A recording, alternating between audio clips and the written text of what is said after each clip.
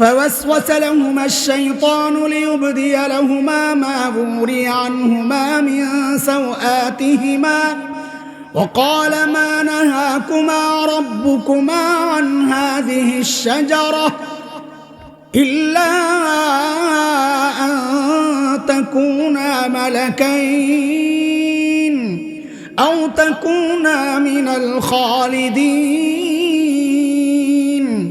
وقاسمهما إني لكما لمن الناصحين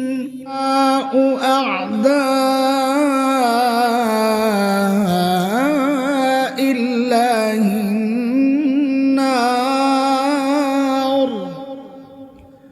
لهم فيها دار الخلد جزاء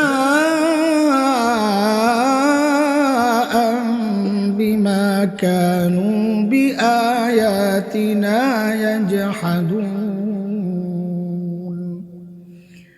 آمنت بالله صدق الله العلي العظيم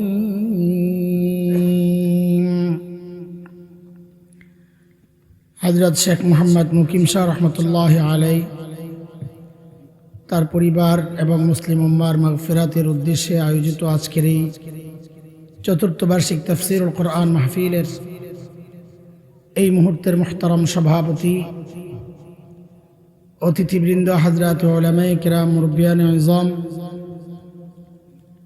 দূর দূরান্ত থেকে আগত ইসলাম প্রিয় সুধী সমাজ প্রিয় ছাত্র ভাইয়েরা যুবক বন্ধুরা পর্দার আলের মা ও বোন আল্লাহ সুবহানাহু ওয়া তাআলার অশেষ মেহেরবানি যে মহান মালিক লাখো কোটি মানুষ থেকে বাছাই করে দিন এই মজলিসে আমাকে আপনাকে আসার বসার কিছু কথা বলা ও শোনার তৌফিক দান করেছেন সেজন্য মহান রবের শুকরিয়া আদায় করি জবান খুলে প্রাণ খুলে কালিমাতুশ শুকর উচ্চারণ করি আলহামদুলিল্লাহ আলহামদুলিল্লাহ। একের পর এক দেশের শীর্ষ ওয়াইজিন যারা তাদের পদচারণা হচ্ছে আপনাদের জমিনে আপনাদের অঞ্চলে, এটা আমাদের জন্য অনেক বড় সৌভাগ্যের এবং আনন্দের। যারা ইতিমধ্যে এসেছেন এবং আসছেন আল্লাহ সবাইকে লম্বা নেক হায়াত দান করেন। কুরআন আল কারীমের সূরা হামিম আস-সিজদা এর 3টা আয়াত আমি আপনাদের সামনে পাঠ করেছি।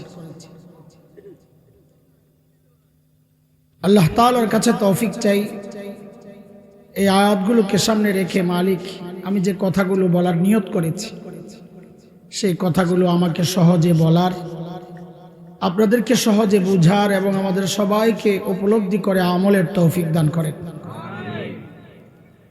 প্রথম যে আয়াতটা, এই আয়াতটা কাফেরদের একটা বক্তব্য আল্লাহ কোরআনে এনেছেন। পরবর্তী 2 আয়াত আল্লাহ কাফেরদের বক্তব্যের জবাব দিয়েছেন। কাফেরদের বক্তব্যটা কি আল্লাহ বলছেন, وقال الذين كفروا لا تسمعوا لهذا القرآن والغوا فيه لعلكم تغلبون। আল্লাহ বলেন যারা কাফির তারা বলে এই কোরআন শুনবা না এবং হট্টগোল তৈরি করবা, তাইলে আশা করা যায় তোমরা জয়ী হবা, জয়ী থাকবা। এই হচ্ছে প্রথম আয়াত। শেষ 2 আয়াত আল্লাহ জবাব দিচ্ছেন তাদের ওই বক্তব্যের। আল্লাহ বলেন فَلَنُذِيقَنَّ الَّذِينَ كَفَرُوا عَذَابًا شَدِيدًا وَلَنَجْزِيَنَّهُمْ أَسْوَأَ الَّذِي كَانُوا يَعْمَلُونَ। আল্লাহ বলেন যারা কাফির তাদেরকে আমি অবশ্যই কঠিন থেকে কঠিন শাস্তি ভোগ করাবো এবং তাদের এই অপকর্মের শাস্তি আমি আল্লাহ তাদেরকে কড়াই গন্ডায় বুঝিয়ে দিব। শেষ আয়াত আল্লাহ বলছেন ذَلِكَ جَزَاءُ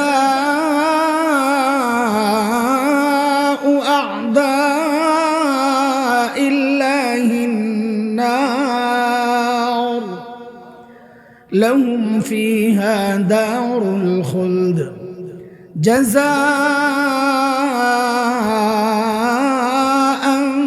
بما كانوا بآياتنا يجحدون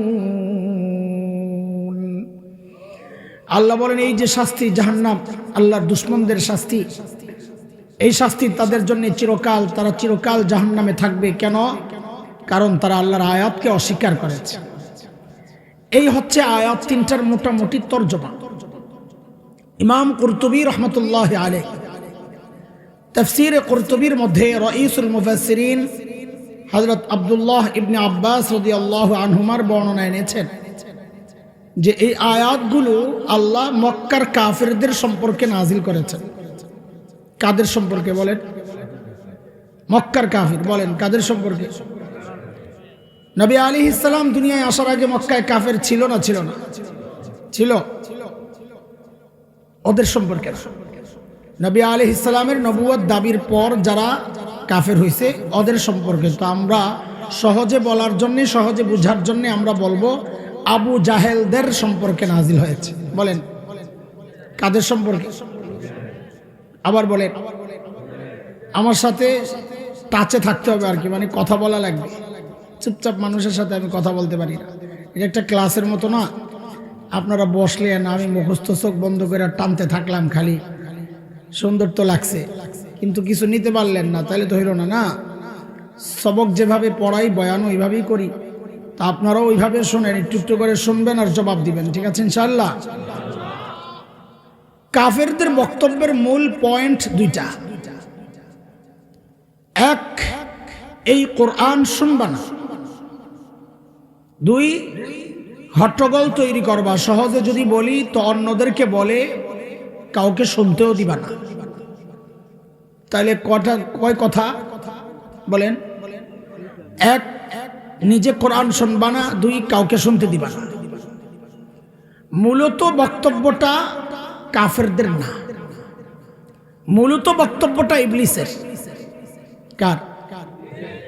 ইবলিস যোগে যোগে তার অনুগামী অনুসারীদেরকে দিয়ে এই বক্তব্যগুলো দেওয়ায়। কেন? কারণ ইবলিসের চূড়ান্ত টার্গেট হচ্ছে বান্দাহকে রব থেকে বিচ্ছিন্ন করা।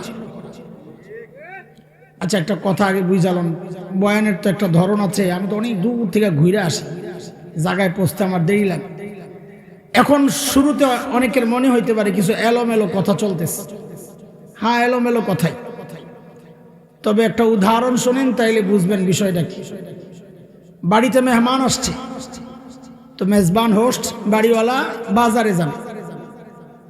তো মেহমান বলে আপনাকে পীরের বাজারটা আমি একটু দেখতে চাই, কোনো পীরটির আছে কিনা দেখি। তো বলে চলো। এখন বাজারে যায়, বাড়িওয়ালা একবার গোশতের দোকানে যায়, একবার মাছের দোকানে যায়, একবার সবজি, একবার ডাল চাল। তো মেহমান জিজ্ঞেস করে, ভাই বাজার করবা ভালো কথা, তুমি এত দোকানে ঘুরো কেন? তো বাড়িওয়ালা বলে, ভাই এটা কেমন কথা? বাজার করতে হইলে নানান দোকানে ঘুরতে হয়, এটা তোমার বিষয় না, আমি কই কই যাই। তুমি দেখবা দস্তরখানে খানা ঠিক আছে কিনা। কথা বুঝেন নাই? তা আমিও আপনাদেরকে নিয়ে লম্বা সময় বাজারে ঘুরবো। কই ঘুরবো? তা আপনারা মনে করেন না বেড়ায় কই কই যায়, কোনো আগা মাথা পাই না। আপনারা আগার দরকার না, আপনি পিছিয়ে পিছিয়ে খালি ঘুরতে থাকেন, আপনি দেখবেন দস্তরখানে শেষে খানা ঠিক আছে কিনা। ঠিক আছে কথা বুঝছেন? এইবার চলেন।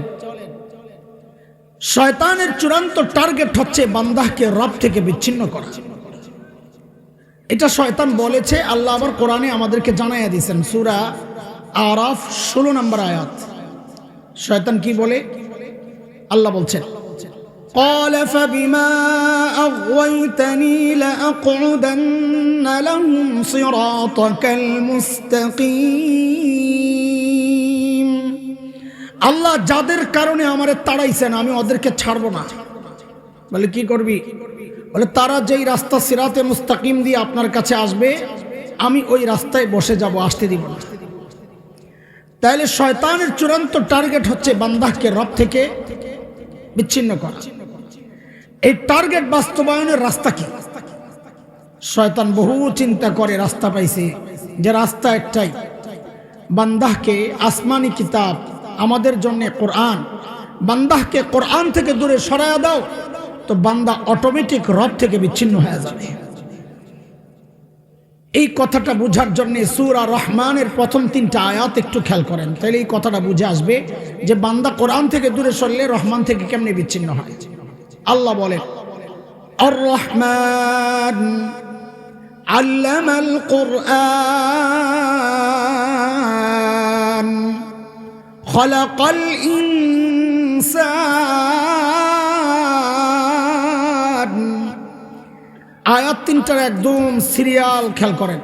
1 নাম্বার রহমান আল্লাহ, 2 যিনি কোরআন শিখালেন, 3 যিনি মানুষ সৃষ্টি করলেন। 1 রহমান আল্লাহ, 2 যিনি কোরআন শিখালেন, 3 যিনি মানুষ সৃষ্টি করলেন। বলেন মানুষ সৃষ্টি কয় নম্বরে? কোরআন শিক্ষা কয় নম্বরে? আবার বলেন কোরআন শিক্ষা কয় নম্বরে? মানুষ সৃষ্টি কয় নম্বরে? এবার বুঝে শুনে বলেন তো, আমরা দুনিয়ায় আগে আসছি না আগে কোরআন শিখছি? আমরা দুনিয়ায় আগে আসছি, হ্যাঁ ঠিকই তো, পরে বড় হয়েছি, মাদ্রাসায় গেছি, এরপরে না কোরআন শিখছি। তাইলে আমাদের বুঝ মতো আয়াতের সিরিয়াল তো এমন হওয়ার কথা ছিল, রহমান আল্লাহ যিনি মানুষ সৃষ্টি করছেন 2 নাম্বার, এরপর যিনি কোরআন শিখাইছেন। অথচ আল্লাহ তাআলা মানুষ সৃষ্টির ব্যাপার নিলেন 3 নম্বরে, কোরআন শিক্ষার ব্যাপার আনলেন 2 নম্বরে। আমাদের বুঝ মতো সিরিয়াল একটু আকপিস হয়েছে কিনা? আরে আপনাদের লাগছে কিনা বেজাল? বেজাল না লাগলে তো উত্তর আসবে না। বলে এগুলার জবাব তো মুফাসসিররা অনেক দিয়েছেন, অনেক জবাব ওস্তাদরা আছেন, ওনারা জানেন। আপনাদের সামনে আমি 2টা জবাব দিই, 2টা, একটা একটু বুঝার জন্যে আর একটা আলোচনাকে আগায় নেওয়ার জন্য। আগে বুঝার জন্যে যে জবাবটা ওইটা শুনে। আহা কথা নাই, কথা নাই, ঠিক আছে কথা নাই। এই ছেলে তুই কোথেকে এখন আইসো ক্যামেরা লইয়া? যাও পিছু যাও, আইসো হুট করে বইয়া পড়বো, সামনে ক্যামেরা খুলে বইয়া, কত সোজা কাম। তোর চোখেরে ক্যামেরা বানা আর কলবরে মেমোরি বানা, এটা দিয়া ভিডিও কর, এখানে সেভ কর, ঠিক আছে? এরপরে জীবনটারে ফেসবুক বানাইয়া আমল করতে থাকবি। পাবলিক তো আমাদের বুঝ মতো সিরিয়াল আকপিস হয়েছে কিনা? 2 নম্বরে মানুষ সৃষ্টির কথা, 3 নম্বরে কোরআন শিক্ষার কথা। এমন হওয়া দরকার। কোরআন শিক্ষারে আল্লাহ আগে কেন আনলেন? আল্লাহ যেন বান্দাকে জানাইয়া দিচ্ছেন, এরে বান্দা আমি তোমাকেই আগে সৃষ্টি করেছি, কিন্তু তুমি নিজেকে মানুষ হিসাবে পরিচয় তখনই দিতে পারবা যদি তুমি আগে কোরআনী শিক্ষায় শিক্ষিত হও, নাইলে তুমি দেখতে মানুষ, আসলে মানুষ না। এটা বোঝার জন্য একটা উদাহরণ আপনাদের সামনে পেশ করি। তাসলিমা নাসরিনের নাম মনে আসেনি? এটা কি ভুলে যায় এত মহব্বতের নাম? এই বেটি একটা বই লিখছিল, এই বইয়ের মধ্যে লিখেছিল, এই পেট আমার পেটের মধ্যে আমি যেখান থেকে খুশি সেখান থেকে বাচ্চা নিই। থুর আপনারা নাউজুবিল্লাহ পড়েই লাইলেন। আমি তো বলি বেটি খুব ঠিক কথা বলছে, ওর ধন্যবাদ দেওয়া দরকার, কারণ ওর এই বক্তব্যের কারণে আল্লাহর কালামের সিরিয়াল বুঝে আসছে। ও ঠিকই কইছে, আল্লাহ যে সিরিয়াল যেটা আনছেন ওকে আল্লাহর কথাই ঠিক। কেন? আমি কোরআনী শিক্ষায় শিক্ষিত না হওয়ার কারণেই তো এই বক্তব্য দিলাম। আমি দেখতে মানুষ, আসলে মানুষ না। কেন? কারণ যেখান থেকে খুশি সেখান থেকে পেটের মধ্যে বাচ্চা নেওয়া, এটা তো মানুষের চরিত্র না, এটা তো কুত্তার চরিত্র। ও বুঝাইয়া দিছে আমি দেখতে মানুষ, আসলে একটা সুল্লা কুত্তি। কোন কুত্তি? কুত্তার তো চুল থাকে না, এটার চুল আলা, এটার জন্য আমি নাম দিয়েছি সুল্লা কুত্তি। বলেন কি কুত্তি? জোরে কর, সুল্লা কুত্তি। এটা হইল এক ব্যাখ্যা। আরেক ব্যাখ্যা, আয়াতগুলোর উপর থেকে নিচের দিকে সাজান। খেয়াল করেন, উপরে আর রহমান, মাঝখানে আল্লামাল কুরআন, নিচে খালাকাল ইনসান।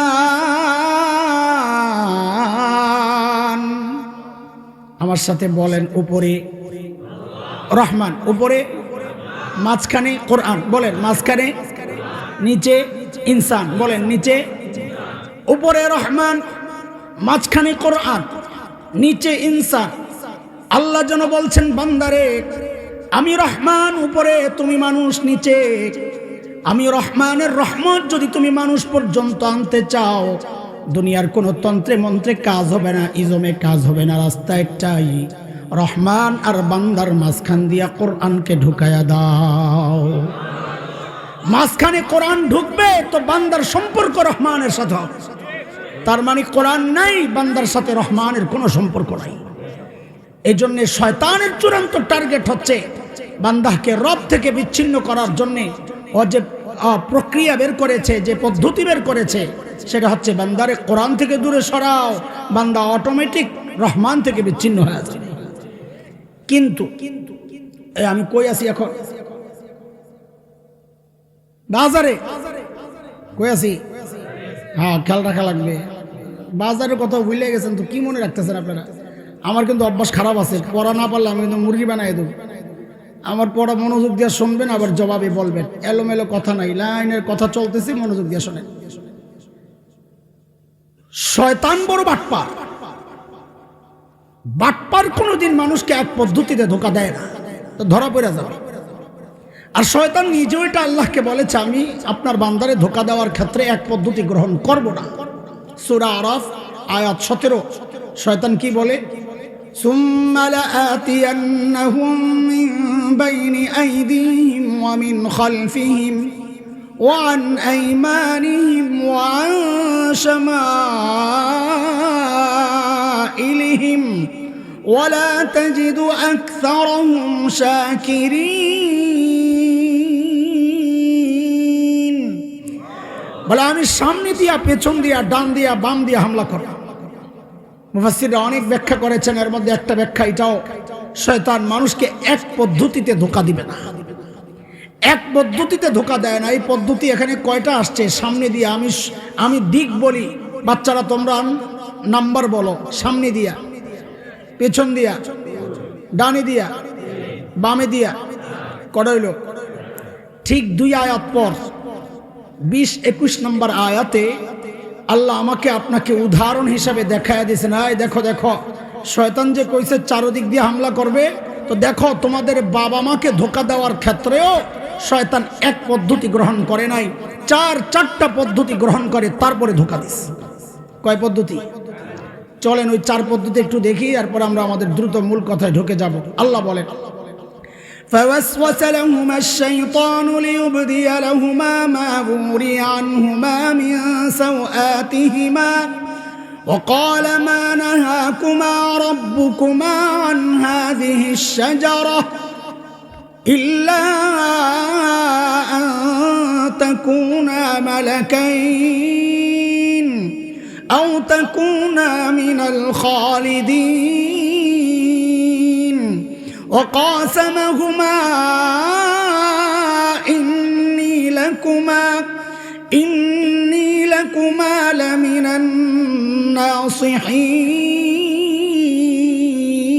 الناصحين। পদ্ধতি কয়টা? আরে বলেন তাড়াতাড়ি, আমি আগাইতেছি। কয়টা? বাজার তাড়াতাড়ি করতে হবে, দোকান বন্ধ হয়ে যাবে, বেটা বুঝে না কিছু। কয়টা? শয়তানের 1 নম্বর ধোঁকা, মা নাহাকুমা রাব্বুকুমা আন হাযিহিস শাজারা। যায় জিজ্ঞেস করে, হুজুর ফল খান না কেন? বলে আল্লাহ নিষেধ করছে। আরে ব্যাককল হুজুর, আল্লাহ কি জন্য নিষেধ করছে বুঝেন কিছু? কোরআনটি বলে কি জন্যে? ও ওলামায়ে কেরাম আগে বুঝে নেন না, মারেফা না কেরার পেজ দিছে আশ-শাজারা। এবার আপনারা বুঝেন। ধরেন এই লাইনে 10টা কাঁঠাল গাছ, আল্লাহ নিষেধ করছেন এই কাঁঠাল গাছের কাছে যাইবা না। শয়তান কয় খান না কেন? আল্লাহ নিষেধ করছে। আরে ব্যাককল, এখানে যে 10টা কাঁঠাল গাছ, 9টা যে আছে ওইটা তো মানা করে নাই, 1 নম্বর আশ-শাজারা নির্দিষ্ট গাছ, এটারও না মানা করছে। খেয়াল করছেন? বাটপাড়িটা খেয়াল করছেন? তো এইবার আমার সাথে জবাব দেন, আল্লাহর কালামের সর্বপ্রথম ব্যাখ্যা দিছে কে? এটা বলতে কি ডরাইতেছে? গেলে ধরবো তো জোরে কন্যা, খাতির নষ্ট হয়ে যাবো শয়তানের লাগে। তো বলেন আল্লাহর কালামের সর্বপ্রথম ব্যাখ্যা দিছে কে? আরো জোরে বলেন কে? মুফাসসির হুজুরের নাম কি? কথা বলেন। আরে মুফাসসির হুজুরের নাম কি? কাজী নামের শুরুতে এতগুলা লকব, 5 তালা টুপি, ইয়া হাবা কাবা, গালের মধ্যে মাখামাখি সুরমা টুরমা লাগাইয়া বইলি কাটতে হয়ে যায় না। দেখেন কর্তিকা আইসলে হ্যাঁ বড় কই করছে। শেষ হয় নাই। শয়তান আল্লাহর কালামের ব্যাখ্যা দিছে কার সামনে? আল্লাহর কালামের ব্যাখ্যা দিছেন কার সামনে? নবীর সামনে। বলেন কার সামনে? হযরত আদম কি? হযরত আদম কি? তো শয়তান আল্লাহর কালামের ব্যাখ্যা দিছে কার সামনে? নবীর। কয় আপনি আল্লাহর কথা বুঝেন নাই। তো শয়তান আল্লাহর কথা বুঝায় কারে? কথা কয় না কারে? ও তাহলে সিস্টেম তো দেখা যায় পুরান সিস্টেম। ওই সময় শয়তান আল্লাহর কালামের ব্যাখ্যা দিয়েছেন নবীর সামনে, আর এখন কিছু পাবলিক দিন আর শরিয়ার ব্যাখ্যা দেয় নবীর ওয়ারিসের সামনে। জিনিস কিন্তু পুরানটাই, পোটলা চেঞ্জ। দেখেন আপনাদের আগে একটা কথা বইলা লইতো, পরে বুঝাইতে আমার সহজ হবে। শয়তানের এটা ধোকার একটা স্টাইল। ও এক পদ্ধতিতে আটকায় গেলে ওই পদ্ধতি পাল্টায়। কখনো জিনিস একটাই থাকে, প্যাকেট পাল্টায়। ধরেন কথার কথা, এটা কি টিস্যু বক্স? কি ভিতরে কি? শয়তান চিন্তা করছে, নিয়ত করছে আপনারে ওর পেশাব ব্যবহার করাইব, খাওয়াইবো বা মা খাইবো, একটা কিছু নিয়ত করছে। টিস্যুটিরে খুইলাটার মধ্যে শিশু করছে। শিশু করে আপনার সামনে পেশ করছে। ধর সৌদি আরব থেকে আনছে দামি আতর, আপনি ব্যবহার করতে যায় দেখেন মানুষের পেশাব যেই দুর্গন্ধ, শয়তানটা তো আরো বেশি। লা হাওলা ওয়ালা কুওয়াতা ইল্লা বিল্লাহ। ভিতরে কি জিনিস? শয়তান যখন দেখছে পারে নাই, ধরা পড়ে গেছে, এইবার লইছে বোতল। কি লইছে? বোতল। একটু পেশাব করে মুখা টুকা লাগাই আপনার কাছে কেন খেজুরের রস খা। আপনি খুইলা দেখেন যে দুর্গন্ধ, হাত খবিস কোথাকার। লা হাওলা ওয়ালা কুওয়াতা ইল্লা বিল্লাহ। শয়তান দেহে ব্যর্থ। লইছে ফ্লাস্ক একটা, জিনিস কিন্তু সব ভিতরে এক। লইছে ফ্লাস্ক একটা, ওটার মধ্যে পেশাব করছে। শীতকালের পেশাব ধোয়া উড়ে আপনার সামনে নিয়ে দিয়েছে, ধর চাকা। আপনি তো খাইতে যায় দেখেন এমন দুর্গন্ধ, হরো খবিসের খবিস সব ফালা। এই শয়তানের পদ্ধতি এটা। এক পদ্ধতিতে বাধাগ্রস্ত হইলেই ও আস্তে করে পিছনে যায়া প্যাকেট পাল্টায়। শয়তানের কাজ প্যাকেট পাল্টায় পাল্টায় ধোকা দেওয়া। উম্মতের আলেমদের কাজ, সময়ের আলেমদের কাজ ওই প্যাকেটগুলা ছিঁড়া ছিঁড়া মানুষকে ভিতরের জিনিস দেখায় দেওয়া। আজকে আমাদের কাজ হলো খালি দেখবেন একটা একটা প্যাকেট ছিঁড়ুম আর আপনার করে দেখাবো ইনশাআল্লাহ। ঠিক আছে না ইনশাআল্লাহ? আজকে পোটলা ছেড়ার অভিযান। কি আজকে প্যাকেট ছিঁড়ার অভিযান চলবে ইনশাআল্লাহ। ঠিক আছে। শয়তান যখন দেখলো এক নাম্বার ধোকায় কাজ হয় নাই, এইবার মারল 2 নাম্বার। ইল্লা আন তাকুনা মালাকাইন। হুজুর ফল কেন খান না? হযরত আদম বলেন আল্লাহ মানা করছেন। বলে আরে মোল্লা, আরে বেকল হুজুর, আল্লাহ মানা কেন করছেন আপনি তো বুঝলেন না। বলে কেন? বলে এই ফল খাইলে আপনারা ফেরেশতা হয়ে যাবেন, এটা আল্লাহ চান না। এখানে কি ধোকা একটু খেয়াল করে, বিশেষ করে মাদ্রাসার ছাত্র একটু খেয়াল করে। এখানে কি ধোকা? আহলুস সুন্নাহ ওয়াল জামাতের আকীদা, বিশ্বাস সমস্ত নবীদের মর্যাদা সমস্ত ফেরেশতার উপরে। বলেন নবীদের মর্যাদা বেশি না ফেরেশতা? জোরে বলেন। আল্লাহ নবী আদমকে বানাইছেন নবী। শয়তান কয় ফল খান না কেন? আল্লাহ মানা করছে। আরে বেকল, ফল খাইলে আপনি ফেরেশতা হয়ে যাবেন, এটা আল্লাহ চায় না। ঠকাইতে চাইছে না জিতাইতে চাইছে? কেমনে? একজন এমপি সাহেব একজনে আইসা তারে বলে, স্যার এই কাজটা আপনি কেন করেন না? বলে মাননীয় প্রধানমন্ত্রী নিষেধ করছে। আরে স্যার আপনি বুঝলেন না প্রধানমন্ত্রীর চালাকি, আপনি এই কাজটা করলে আপনি চেয়ারম্যান হয়ে যাবেন, এইটা মাননীয় প্রধানমন্ত্রী চায় না। ঠকাইতে চাইছে না জিতাইতে চাইছে? বুঝেন না এই কথা? এমপিরে চেয়ারম্যান বানাইতে চায় আর ঠকাইতে চাইছে না জিতাইতে চাইছে? তো নবীকে ফেরেশতা বানাইতে চায় আর ঠকাইতে চাইছে না জিতাইতে চাইছে? আপনারা মনে করছেন এই চক্রান্ত বুঝি ওই জান্নাতে রয়ে গেছে? না না, এই চক্রান্ত বর্তমান বাংলাদেশেও চলছে। শুধু ওই যে প্যাকেটটা পাল্টাইছে, ভিতরে জিনিস এক। বলে কেমনি? বিশেষ করে আমাদের মাদ্রাসাগুলোতে, কওমি মাদ্রাসাগুলোতে সিলেবাস পরিবর্তনের একটা আওয়াজ আসছে। সংস্কার দরকার। হ্যাঁ, আমরাও বিশ্বাস করি সংস্কার দরকার। যুগের চাহিদা মেটানোর জন্যে উপযুক্ত আলেম তৈরি করা দরকার, আমরাও বিশ্বাস করি। তোমাদের এত মাথা ব্যথা কেন? কেন সংস্কার করা দরকার? বলে ইংরেজি ঢুকাও, বিজ্ঞান ঢুকাও, এইটা ঢুকাও, ওইটা ঢুকাও। কেন? বলে একজন আলেম যেন ডাক্তার হয়ে বাইর হয়, একজন আলেম যেন ইঞ্জিনিয়ার হয়ে বাইর হয়। বাপ রে বাপ, আমাদের জন্য কি মায়া! সুবহানাল্লাহ। শয়তান চাইছিল নবীরে ফেরেশতা বানাইতে, ওরা চায় আলেমকে ডাক্তার বানাইতে। অথচ নবী বলেছেন সাল্লাল্লাহু আলাইহি ওয়াসাল্লাম, খায়রুকুম মান তাআল্লামাল কুরআনা ওয়া আল্লামা, যারা কোরআনের ছাত্র, যারা কোরআনের শিক্ষক, এরা সর্বোচ্চ মর্যাদার অধিকারী। আল্লাহ তাআলা আমাদেরকে সর্বোচ্চ মর্যাদার অধিকারী বানাইছেন। আলেম কেন ডাক্তার হতে যাবে, আলেম কেন ইঞ্জিনিয়ার হতে যাবে? শয়তান চাইছে নবীকে ফেরেশতা বানাইতে, শয়তানের দোসররা চায় আলেমকে ইঞ্জিনিয়ার বানাইতে।